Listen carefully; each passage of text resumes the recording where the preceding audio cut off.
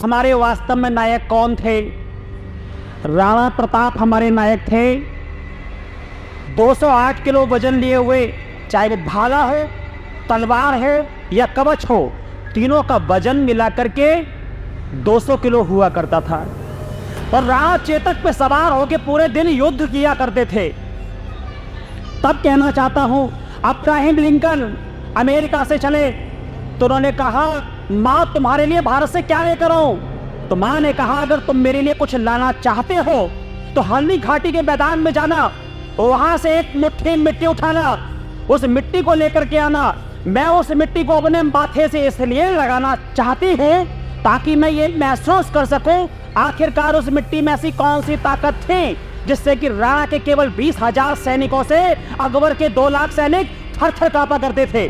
तो 4 पंक्तियां कहता हूं, अगर आपके मन में जोश कहीं उमड़े तो तालियों के माध्यम से यहाँ मंच तक आए कि सितारा एक टूटे तो गगन खाली नहीं होता। मेरे लिए ताली मत बजाना, उस महानायक के लिए बजाना जिसके लिए मैं बात कर रहा हूँ कि सितारा एक टूटे तो गगन खाली नहीं होता, झरे कर फूल कोई तो चमन खाली नहीं होता। हमारी माँ के दामन में है लाखों लाल रंगा से, सपूतों से कभी मेरा वतन खाली नहीं होता।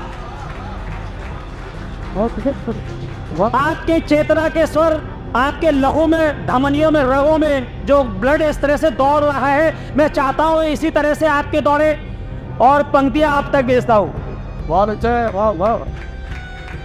सुनिएगा, मैंने ये पंक्तियां पहले कभी नहीं पढ़ी, पहली बार पढ़ रहा हूँ और वो आप तक पहुँचाता हूँ। सुनिएगा कि भाला, तलवार और कवच मिला के सारा राणा प्रताप के लिए है, जो हमारा महानायक है।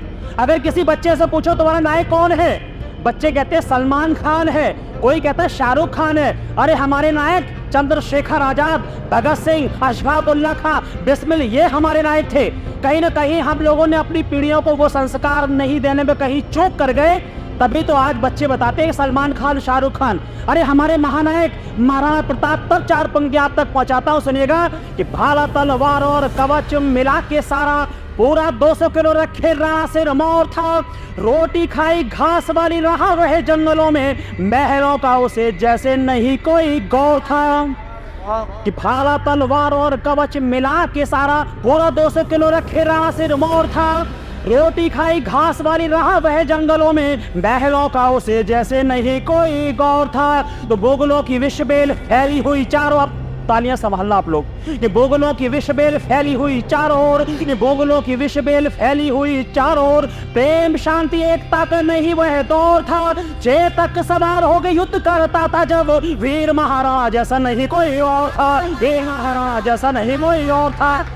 और 4 पंक्तियां कहना चाहता हूं कि हमारा आखिरकार नायक कौन है। हमारे नायक बाबू सुभाष, जब उन्होंने कहा दिल्ली चलो और जय हिंद का नारा दिया और कहा कि तुम मुझे ICS की डिग्री को पैरों की ठोकर से मार करके और डिग्री को फाड़ करके, जब देश के लिए, हमारे लिए, आप सबके लिए जब वो चले तो उन्होंने कहा, क्या कहा सुनना, आप सब लोग यहाँ पर जितने चेतना के स्वर जागृत होते हुए देखना चाहता हूँ कि बाबू सुभाष, उन्होंने कहा दिल्ली चलो और जय हिंद का नारा दिया और कहा कि तुम मुझे खून दो मैं तुम्हें आजादी दूंगा। तो 33 करोड़ जनता एक साथ खड़ी हो गई और कहा, बाबू सुभाष, इस शरीर से जितना चाहे रक्त निचोड़ लेना, हम तुम्हारे साथ हैं। 2 पंक्तियां कहना चाहता हूँ बाबू सुभाष के लिए, आपकी चेतना जागृत होते हुए देखना चाहता हूँ पंक्तियों के माध्यम से कि नयनों में एक स्वप्न पुनः लहराया है, नयनों में एक स्वप्न पुनः लहराया है। आओ बाबू सुभाष, तुम्हें एक बार देश ने फिर बुलाया है।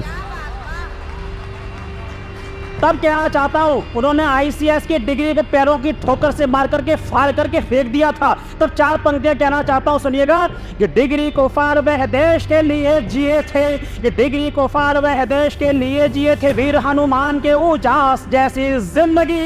ये डिग्री को फाड़ वह देश के लिए जिए थे, वीर हनुमान के उजास जैसी जिंदगी। दिल्ली चलो जय हिंद नारा देने वाले बाबू, सुगंध समीर एहसास जैसी जिंदगी। कि डिग्री को फाड़ वह देश के लिए जिए थे, वीर हनुमान के उजास जैसी जिंदगी। दिल्ली चलो जय हिंद नारा देने वाले बाबू, सुगंध सबीर एहसास जैसी जिंदगी। तो आजाद हिंद फौज से कांपते फिरंगी रहे, ये आजाद हिंद फौज से, आप तालियों को संभालना आप लोग, ये आजाद हिंद फौज से कांपते फिरंगी रहे, ये आजाद हिंद फौज से कांपते फिरंगी रहे। सिंह के समान हुई खास जैसी जिंदगी, धन्य वसुंधरा है, धन्य मातृभूमि हुई, धन्य धन्य धन्य है सुभाष जैसी जिंदगी, धन्य धन्य धन्य है सुभाष जैसी जिंदगी।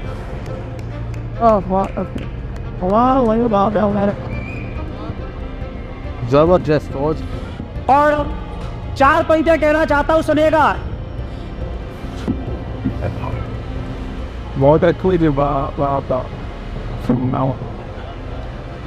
4 पंक्तियां अजय सिंघल जी हमारे सामने बैठे हुए हैं, मेरे लायंस क्लब के डिस्ट्रिक्ट गवर्नर रहे हैं और बहुत अच्छे प्रखर वक्ता रहे हैं अजय सिंघल जी। तो 4 पंक्तियां आपके सुधीर जैन जी इतने बड़े आयोजक हैं कवि सम्मेलनों के, या आप सब लोग बैठे हुए हैं, तब कहना चाहता हूँ। अशोक मित्तल जी बैठे हुए, भैया बैठे हुए आप, तो 4 पंक्तियां कहना चाहता हूँ, सुनिएगा। कि सबसे ऊपर केसर का रंग है, तिरंगे की बात करता हूँ बच्चों, सुनिएगा। सबसे ऊपर तिरंगे में कौन सा रंग होता है? केसर का रंग होता है, फिर सफेद रंग होता है, फिर हरा रंग होता है। ये 3 रंग में संदेश क्या देते हैं? सुनिएगा, ये 3 रंग में संदेश क्या देते हैं? अगर मैंने तिरंगे की सही व्याख्या की हो तो आपके एक एक नकली जी बैठे हुए यहाँ पे, तालियों से आप लोगों को, अगर राष्ट्रगान अगर हम पढ़ते हैं, राष्ट्रगान गाते हैं तो सावधान की मुद्रा में खड़े होते हैं, लेकिन अगर तिरंगे की बात करें तो तिरंगे की बात में एक भी हाथ तालियों के लिए खामोश नहीं होना चाहिए। सुनिएगा, अगर मैंने सही व्याख्या की हो जन साहब, कि केसर का सूर्य के समान तेजवान रंग, त्याग बलिदान जिंदगी का एक नाम है। कि केसर का सूर्य के समान तेजवान रंग, त्याग बलिदान जिंदगी का एक नाम है। रंग धार के समान मध्य में है श्वेत रंग, शांति सहयोग सिखलाता सुबह शाम है। कि केसर का सूर्य के समान तेजवान रंग, त्याग बलिदान जिंदगी का एक नाम है। रंग धार के समान मध्य में है श्वेत रंग, शांति सहयोग सिखलाता सुबह शाम है। तो हरी भरी धरती सा झूमता ये हरा रंग, ये हरी भरी धरती सा झूमता ये हरा रंग, हरी भरी धरती सा झूमता ये हरा रंग। धन का कुबेर यह करे पुण्य काम है, राह दिखलाता यह भारत के लाडलों को। 3 रंग वाले इस झंडे को प्रणाम है, 3 रंग वाले इस झंडे को प्रणाम है। और इसी तिरंगे को हाथ में लेकर के हमारे सैनिक चोटियों पर चढ़ते गए, इतिहास गढ़ते गए। तब कहना चाहता हूँ कि हाथ में तिरंगा लिए वीर जब आगे बढ़े, बर्फ वाली घाटियों को नाम से गुंजा दिया।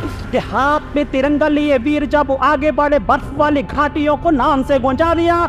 काट काट पैरियों को भारतीय बागरों ने सीमा पार चौकियों को खाक में मिला दिया। तो दुश्मनों की छातियों को गोलियों से भेद कर, दुश्मनों की छातियों को गोलियों से भेद कर घाटी और नीला आसमान थर्रा दिया। नारा वाले वंशजों ने पीठ को दिखाया नहीं, पिंडी और लाहौर में तिरंगा फहरा दिया, पिंडी और लाहौर में तिरंगा।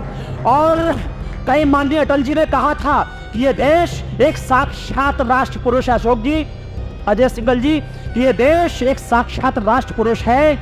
हिमालय इसका मस्तक है, बंगाल और पंजाब 2 इसके विशाल कंधे हैं, नर्मदा नदी इसकी करधनी है, सावन और भादों के काले काले मेघ इसके काले काले केश हैं, कन्याकुमारी इसके चरण है, समंदर देव रोज इसके पांव पखारते हैं, सूरज और चांद रोज इसकी आरती उतारते हैं। ये वंदन की भूमि है, अभिनंदन की भूमि है, इसका कंकर कंकर शिव शंकर है। हम जिएंगे तो इस देश के लिए, मरेंगे तो इस देश के लिए। तो कहना चाहता हूँ, सुनिएगा, कि गंध मकरंद लेके चलती समीर यहाँ, कि गंध मकरंद लेके चलती समीर यहाँ, कल कल गंगा के निनाद वाला देश है। प्रेम गीत गूंजते हैं सागरों में, मंदिरों में, नानक कबीर सूर मीरा वाला देश है। कि गंध मकरंद लेके चलती समीर यहाँ, कल कल गंगा के निनाद वाला देश है। प्रेम गीत गूंजते हैं सागरों में, मंदिरों में, नानक कबीर सूर मीरा वाला देश है। तो झूल गए फांसियों पे, अब अगली पंक्ति पर आपके तालियों के हाथ उठे। कि झूल गए फांसियों के हंस हंस झूम झूम, कि झूल गए फांसियों पे हंस हंस झूम झूम, बिस्मिल्लाह शफाक वाला देश है। गोली मारी कनपट्टी पे गाते वंदे मातरम, शेर दिल शेखर आजाद वाला देश है, शेर दिल शेखर आजाद वाला देश है। और ये बहुत समय तक चल सकता है कवि सम्मेलन, और आप लोगों ने जीवंत इस कवि सम्मेलन को बनाया, बहुत अच्छा लगा। मैंने 5 मिनट मांगे थे, शायद मैं 2-3 मिनट ज़्यादा ले गया। एक छंद और, एक छंद दादा कह रहे एक छंद और पढ़ देते हैं। एक छंद में हमारे जैन साहब बैठे हुए हैं, तो जैन साहब अगर बैठे हुए हैं तो मैं, हमारे नायक कौन है, महानायक कौन है, महापुरुष कौन है, भगवान कौन है, उनकी बात करता हूँ। जैन साहब कि महाप्रभु चैतन्य की भक्ति आप देखिएगा, कि महाप्रभु चैतन्य की भक्ति आप देखिएगा, देखिएगा प्यार आप मीरा जी के नीर में राधे राधे बोल चले आते हैं, बिहारिया गूंजते हैं बोल जब सुगंध समीर में। कि महाप्रभु चैतन्य की भक्ति आप देखिएगा, देखिएगा प्यार आप मीरा जी के नीर में राधे राधे बोल चले आते हैं, बिहारिया गूंजते हैं बोल जब सुगंध समीर में। तो सरयू के घाट यहाँ आज भी है बोलते, कि सरयू के घाट यहाँ आज भी है बोलते, तुलसी के मन प्राण बसे रघुवीर में, प्रेम प्यार पूजा भाव शांति के हैं यह लोग, मिलते हैं सारे भगवान महावीर में, मिलते हैं सारे भगवान महावीर में। ये हमारे महानायक है, ये हमारे भगवान है, ये हमारे ईश्वर हैं, इनसे हमें प्रेरणा मिलनी चाहिए और मिलती है। जैन साहब और बहुत अच्छा लगा आप लोगों ने स्नेह दिया। आइए एक भी यहाँ से व्यक्ति ना जाए, और मैं अंत में चाहूँगा कि अजय सिंगल जी यहाँ बैठे हुए हैं, उनका उद्बोधन जब होगा उसके बाद में ही हम यहाँ से जाएंगे। दीपक शर्मा जी आ चुके हैं, बहुत बहुत स्वागत है दीपक जी आपका। और एक टिप्पणी देकर के मैं अपनी वाणी को विराम देता हूँ। दीपक शर्मा जी, एक टिप्पणी को देकर के मैं वाणी को विराम देता हूँ। चंद्रशेखर आजाद घिर चुके थे, गोलियां फिरंगियों की ओर से भी चल रही थी, गोली आजाद की ओर से भी चल रही थी। आजाद की ओर से गोली चलने का मतलब था एक गोली एक मौत। अंत में पिस्टल में केवल एक गोली बचती है, कनपट्टी पे रिवॉल्वर लगाते हैं चंद्रशेखर आजाद और 2 पंक्तियां पढ़ करके शहीद होते हैं। वो 2 पंक्तियां कौन सी थी? याद रखो कि मौत सामने थी, फिर भी हमारा महानायक कविता पढ़ रहा था, गीत पढ़ रहा था, गजल पढ़ रहा था। वो कविता कौन सी थी? मेरे लिए ताली मत बजाना, उस महानायक के लिए बजाना, कि दुश्मनों की गोलियों का सामना हम करेंगे। उसकी अंतिम पंक्ति, अंतिम समय पे जो 2 पंक्तियां थी, उसके आपके हाथ तालियों के लिए, इसलिए नहीं, आपके दीपक जी सभी के इस तरह से हाथ होने चाहिए महानायक के लिए। ये महानायक की पंक्तियां थी मौत के समय, कि दुश्मनों की गोलियों का सामना हम करेंगे, दुश्मनों की गोलियों का सामना हम करेंगे, आजाद ही रहे हैं, आजाद ही रहेंगे।